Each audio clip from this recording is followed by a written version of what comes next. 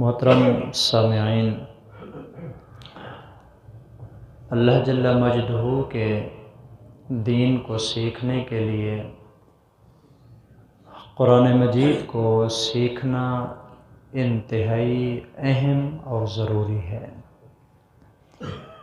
رسول اللہ صلی اللہ علیہ وسلم نے اس کی اتنی فضیلتیں بیان فرمائی ہیں قرآن مجید پڑھنے کی اور قرآن مجید کو سیکھنے کی۔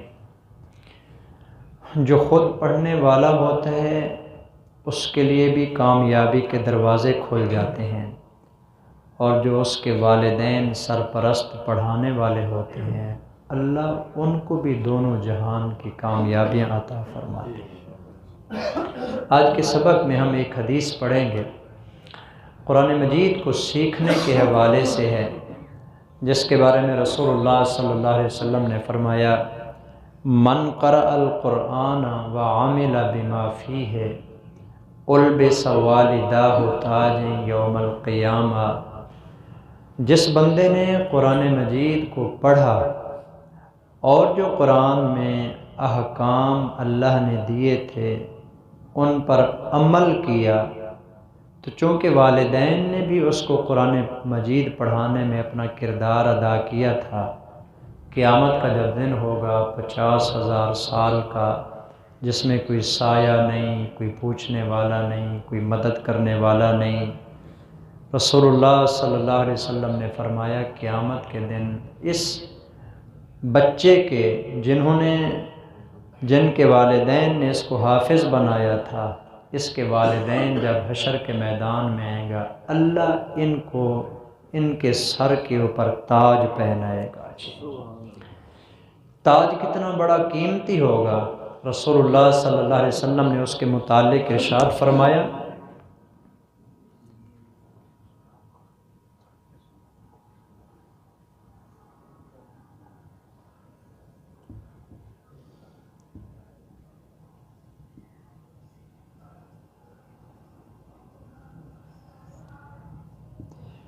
ضوءہ احسن من ضوء الشمس۔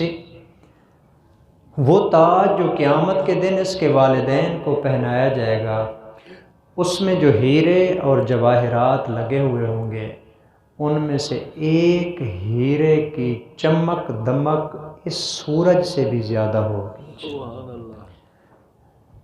اور وہ بھی اگلا جملہ آپ سماعت فرمائیں، یہ بڑا حیران کن ہے جی، یقین کریں یہ پڑھ کے حیرانگی ہوتی ہے۔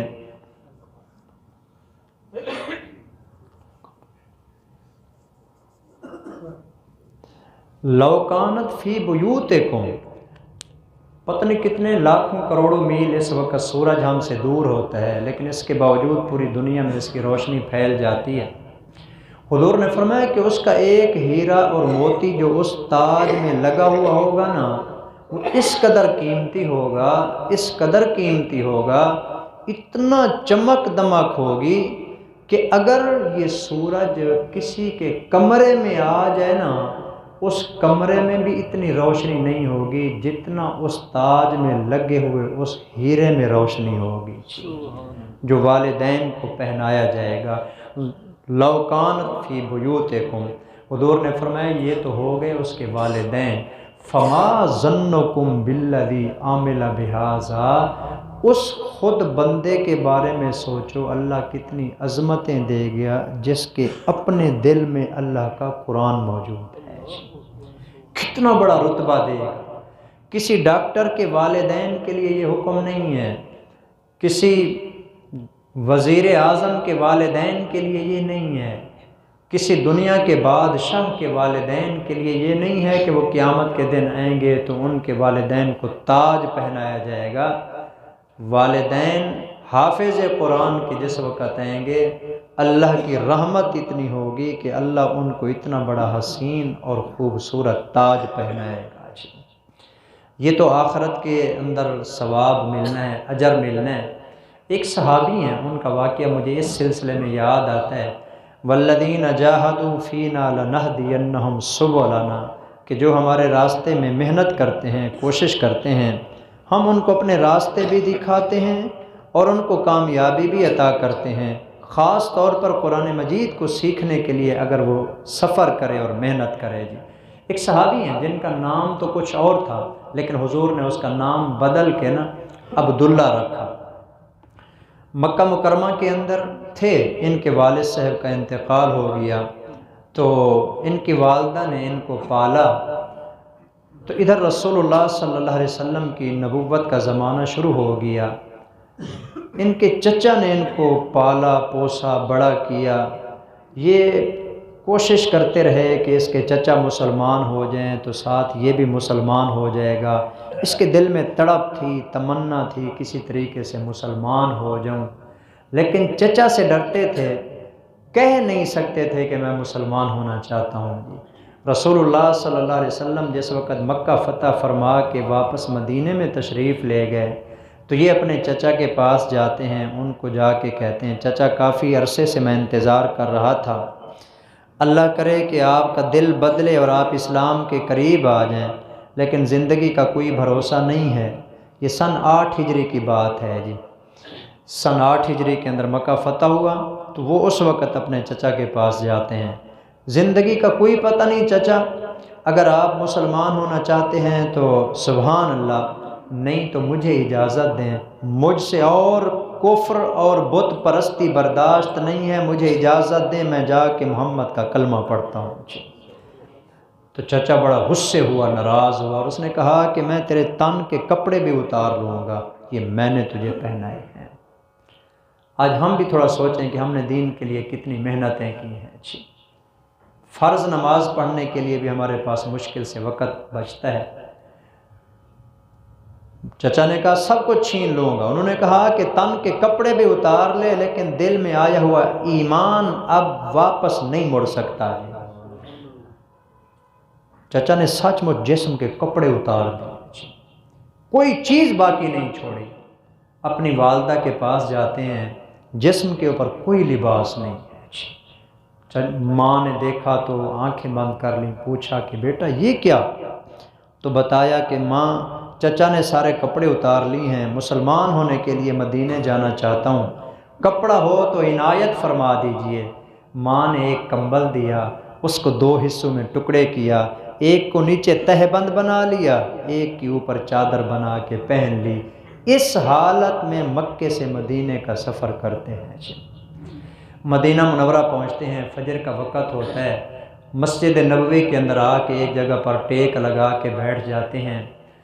جو ہی رسول اللہ صلی اللہ علیہ وسلم مسجد کے اندر تشریف لاتے ہیں، دیکھتے ہیں تو 2 کمبل پہننے والا ایک مسافر اور پردیسی بیٹھا ہوا ہے۔ حضور سیدھے اس کے پاس ہے، پوچھا کہ کون ہو؟ کہنے لگا میرا نام عبدالعزیٰ ہے۔ عبدالعزیٰ، یہ عزیٰ بت کا نام تھا جی، بتوں کے نام پر اس کے والدین نے نام رکھا ہوگا۔ تو آپ نے فرمایا کہ نہیں، تیرا نام عبدالعزیٰ نہیں ہے، آج کے بعد تیرا نام عبداللہ ہے۔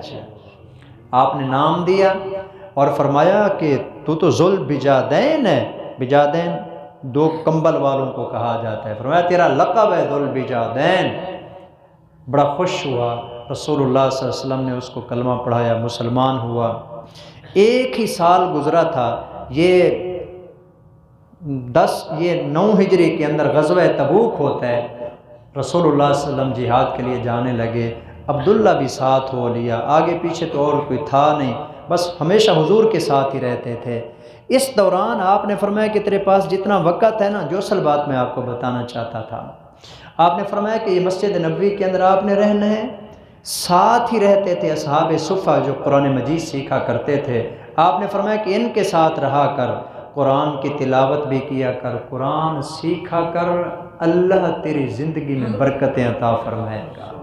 قرآن پڑھا کر، یہ سارا دن قرآن پڑھتے، قرآن سے اتنا عشق تھا نا، باقی لوگ نماز پڑھ رہے ہوتے، یہ بیٹھے تلاوت کر رہے ہیں، باقی لوگ نفل پڑھتے ہیں، یہ تلاوت کر رہے ہیں اور زور زور سے تلاوت کرتے ہیں۔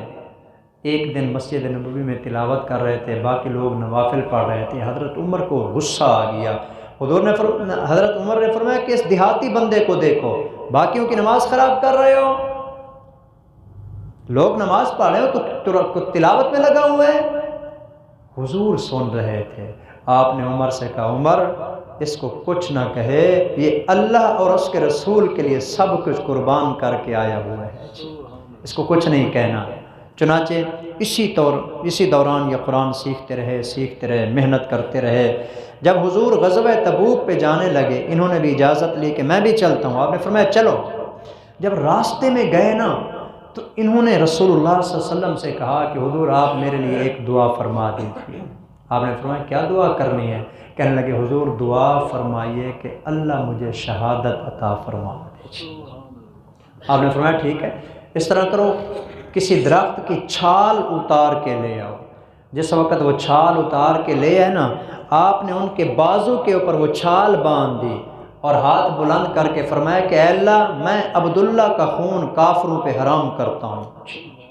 وہ بڑے حیران ہوئے، حضور میں تو شہادت مانگتا تھا، آپ نے میرا خون کافروں پہ حرام فرما دیا۔ تو آپ نے فرمایا کہ سفر کے اندر اگر کوئی بندہ بیمار ہو جہاد کے راستے میں، اس دوران فوت ہو جائے، اللہ اس کو بھی شہادت عطا فرماتے ہیں۔ چنانچہ ایسے ہوا، غزوہ تبوک میں پہنچے، تبوک کا میدان تھا تو اسی کے اندر یہ بیمار ہو جاتے ہیں حضرت عبداللہ، اور اتنے بیمار ہوئے، شدت اتنی تھی بخار کی، تھوڑے عرصے کے بعد وہاں پر ان کا انتقال ہو گیا۔ حضرت بلال بن حارث، یہ وہ حضرت بلال نہیں ہیں جو مؤذن رسول تھے، یہ اور صحابی ہیں، ان کا نام بلال ہے۔